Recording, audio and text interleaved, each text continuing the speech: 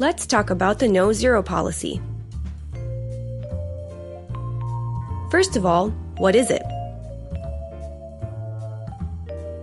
No-Zero policies are enacted when schools want to avoid giving students a mark of 0, because 0 does not accurately reflect a student's learning.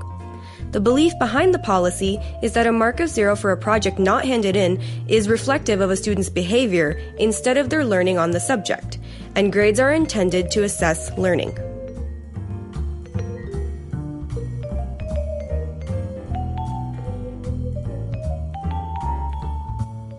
Either you are against the policy or you are for it, or perhaps you agree or disagree with some aspects of the policy.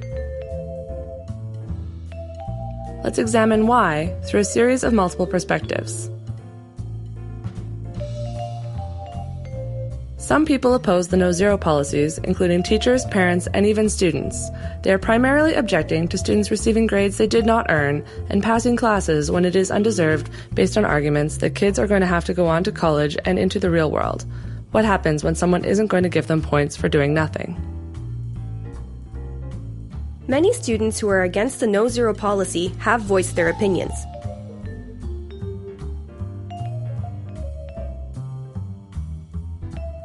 But people who are for the No-Zero policies say that traditional grading policies are not effective at motivating students. Students who receive a devastating low grade, such as a 0, are more likely to become disruptive in the classroom and disengaged from the learning process. By eliminating zeros and implementing a minimum grading policy, schools hope to motivate their students. In Alberta, the No-Zero policy is implemented so that students have many opportunities to complete the coursework to avoid receiving a 0.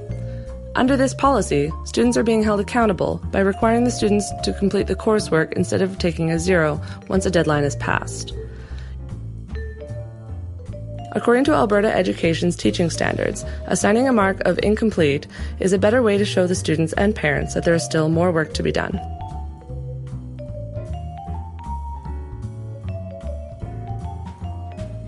Some teachers have concerns about the No-Zero policies and the message that the policies send to the students, as they have observed that students are not developing a good work ethic because they no longer have consequences for their actions. There are no penalties, academic or otherwise, for handing in a late assignment or cheating on an exam. Many students leave high school expecting the same leniency for cheating, incomplete work, or late assignments in a university or at a job. This sets up students to fail when they are eventually faced with the harsh reality that they must conform to deadlines and that cheating is not tolerated.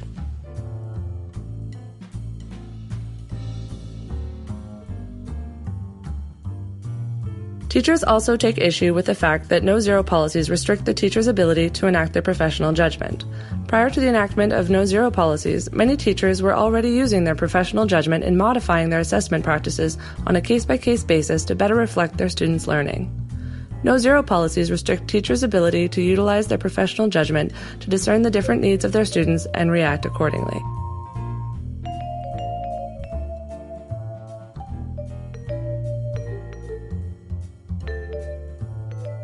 Many people agree with the underlying premise of No-Zero policies, to separate learning from behavior and assign grades solely based on what the student has learned. There are different ways of implementing No-Zero policies, including minimum grading policies and the No-Zero policy adopted by Alberta Education. Critics of the No-Zero policies argue that these strategies are allowing the students to develop poor work habits that will be problematic when they graduate high school. Teachers should be able to use their professional judgment to determine what is best for the student, but the tools available to them are restricted by the No-Zero policy.